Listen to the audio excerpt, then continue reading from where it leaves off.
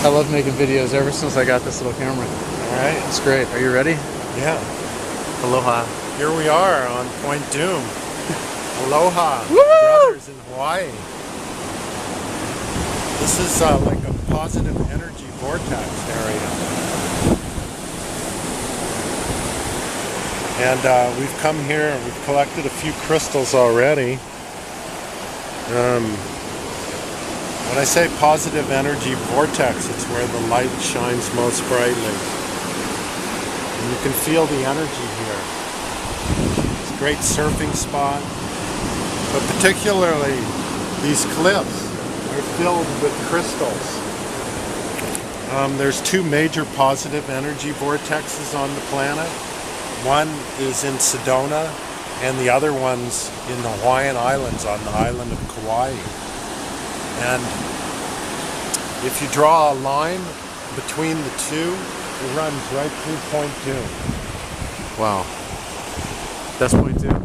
Yeah, Point Doom's in the background. There we can walk up around the corner and check that out. But what does that mean, like, so on a bigger scale, there's two major energy points. What is that? Well, there's also two negative energy vortexes on the planet. One's the Bermuda Triangle. Good news. And the other one is in England, Sussex, England. Is it? Which is, there's a lot of ghost energy there. I prefer the positive energy vortexes myself. Like, these cliffs are like riddled with crystals.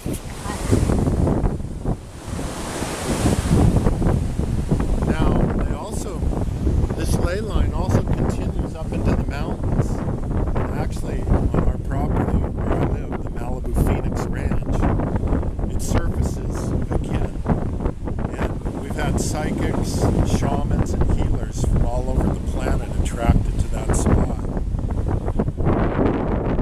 Dalai Lama sent several priests there for a free Tibet conference on our property. Dalai Lama.